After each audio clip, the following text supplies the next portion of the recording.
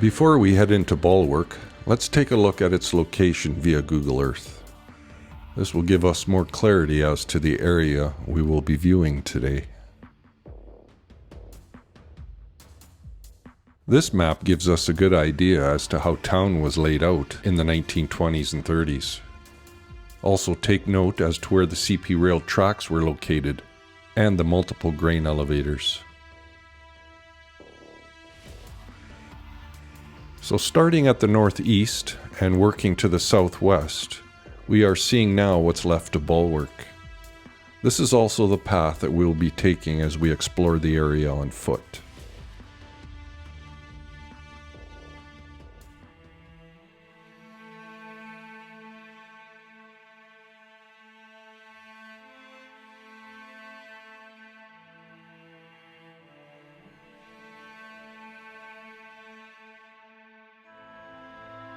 Bulwark's story begins in the early 1910s, driven by ambition, determination, and a strong sense of community.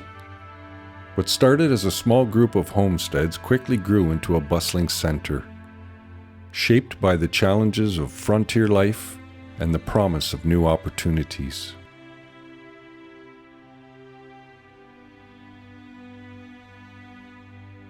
In 1913, the Canadian Northern Railway, the CNR, laid tracks through the area, opening the door to settlement and growth. As the railway came, so did the settlers. George Drinnan opened a hardware store that became the heart of the town. Soon, other entrepreneurs set up shop and services to serve the growing community.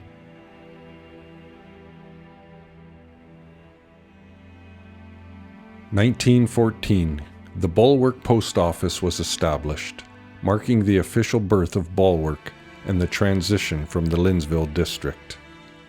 With the post office came the promise of better connections and communication with the outside world.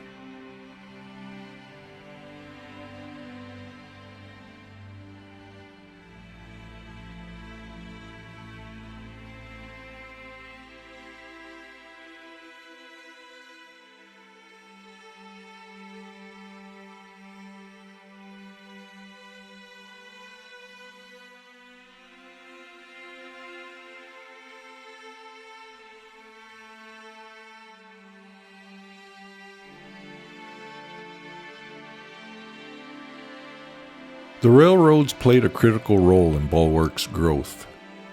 The Canadian Pacific Railway, the CPR, and the CNR didn't just bring people and goods. These companies helped fuel the local economy.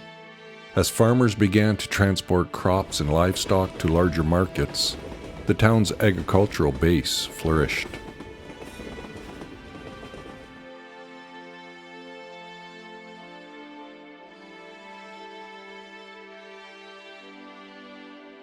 Grain elevators were built throughout the 1910s and 1920s, like the National Elevator in 1914, the Pioneer Elevator in 1915, and the United Grain Growers Elevator in 1917. These facilities were lifelines for farmers, ensuring Bulwark's place as an agricultural hub.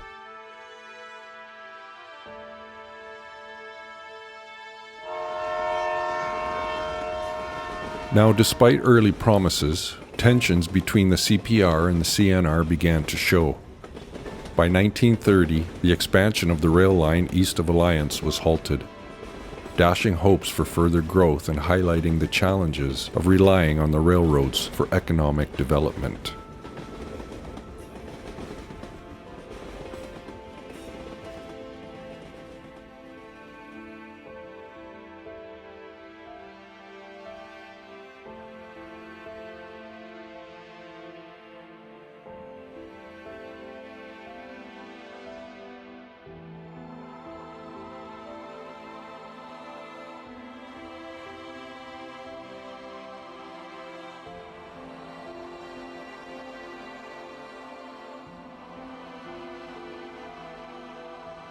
Now, life in Bulwark wasn't always easy. Severe weather, economic struggles, and natural disasters tested the resilience of the people.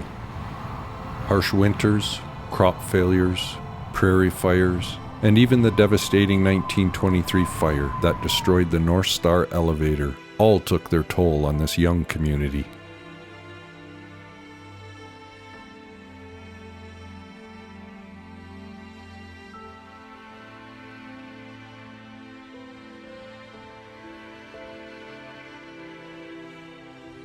Through it all, they remained strong. The Athletic Association formed in the late 1920s. They organized sports days, baseball games. This helped to maintain a lively social life and boost community spirit. The United Farmers of Alberta, formed in Bulwark in 1911. This united the community to advocate for the local farmers and their growing needs.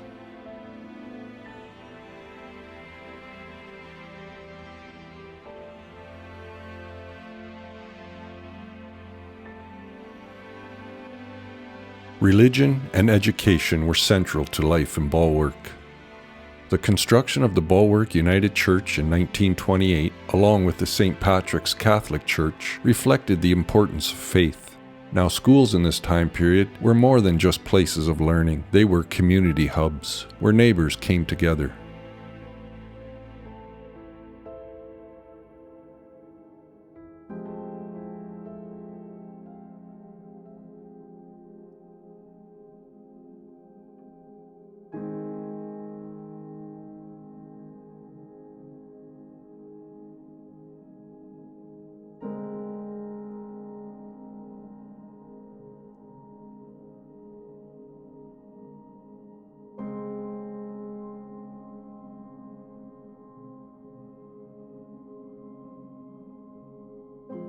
Despite its early growth, Bulwark faced significant setbacks.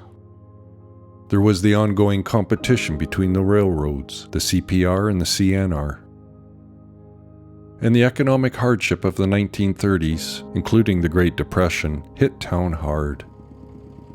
Farmers struggled with failing crops, droughts, dust storms, overall just poor harvests.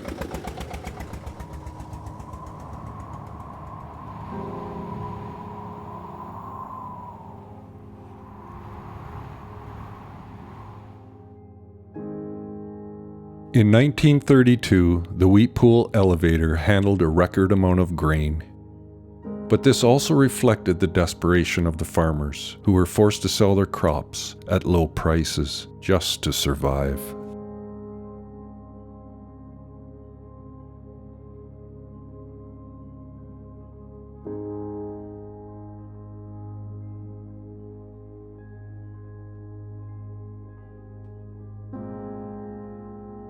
Even as the town faced economic ruin, the spirit of the people held strong. The Bulwark Athletic Association continued to organize events and relief programs to help the farmers with food and supplies.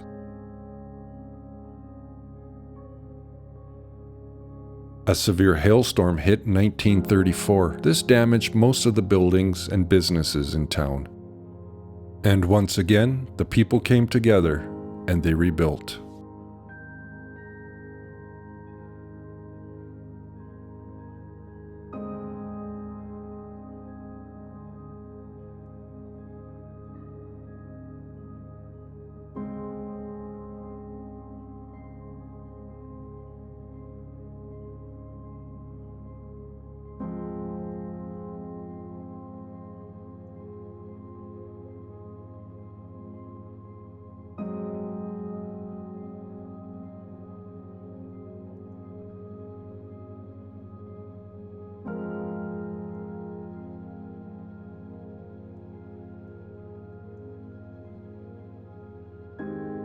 World War II brought new challenges to the area, but also a sense of purpose.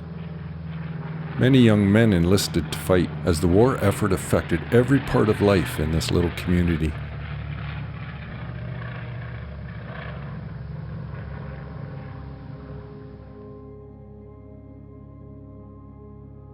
Farmers worked double time to meet the growing demand for food, which became critical to supporting both the domestic population and the Allied forces overseas.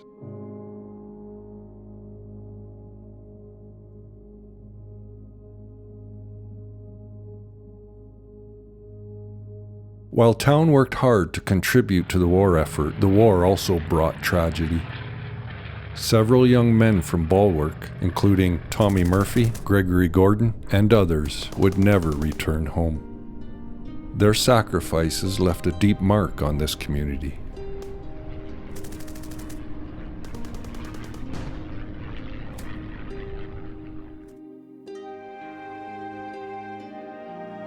Despite the hardships, the Ladies' Club supported the war effort by collecting first aid supplies. And life continued in town, albeit in a more subdued way.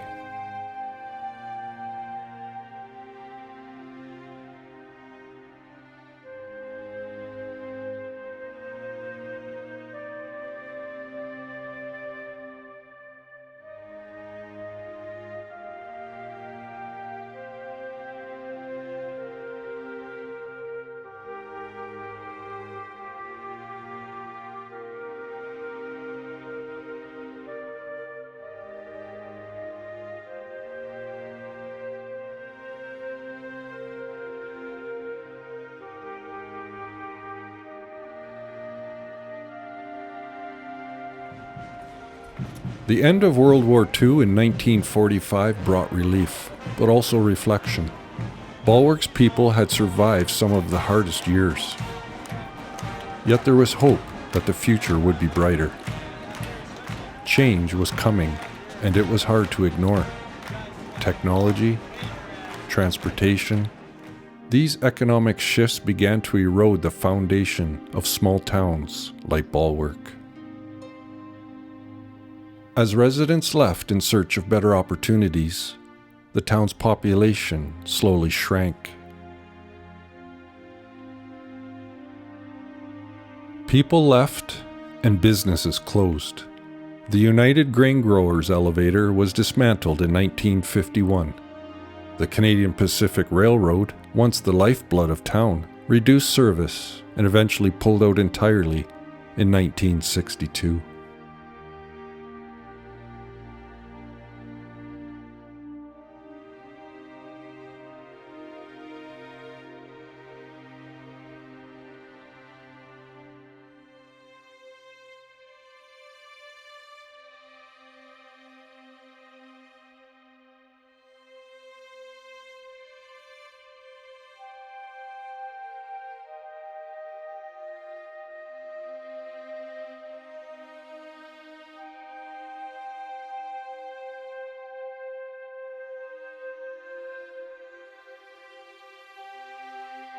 By the late 1950s, Bulwark had become a shadow of its former self. The school closed down in 1960, and the town's businesses gradually shut their doors.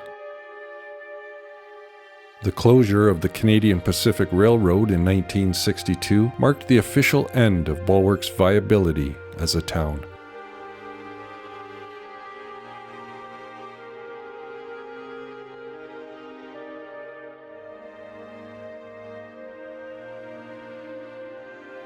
In time, the remaining townspeople moved away, and the last traces of life faded from this once thriving community.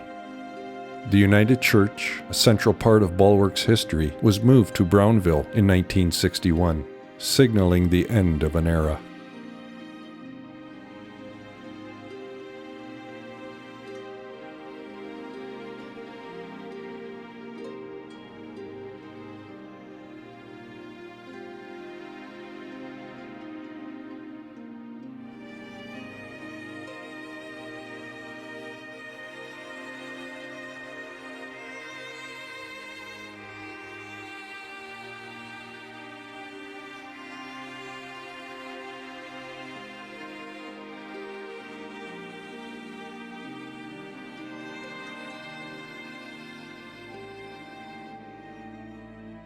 By the mid-1960s, Bulwark had ceased to exist as a functioning town.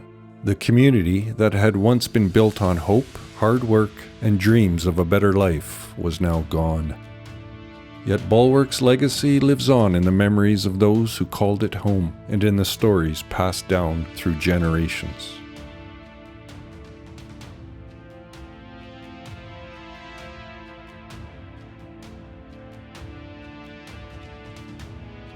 Today, a section of Bulwark remains as a curiosity of abandoned ruins.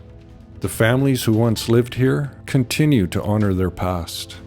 The stories of those early settlers, showing resilience, ambition, community spirit, are the heart of Bulwark's legacy. Though the town is gone, its history and spirit of its people will never be forgotten.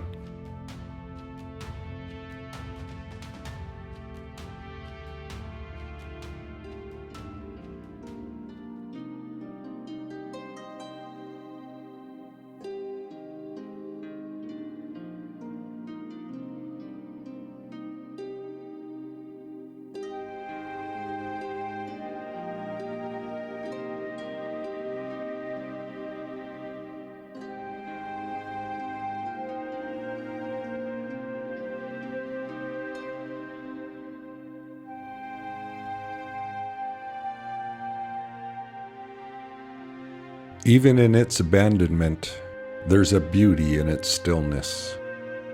A reminder that all things, no matter how grand, eventually return to the earth.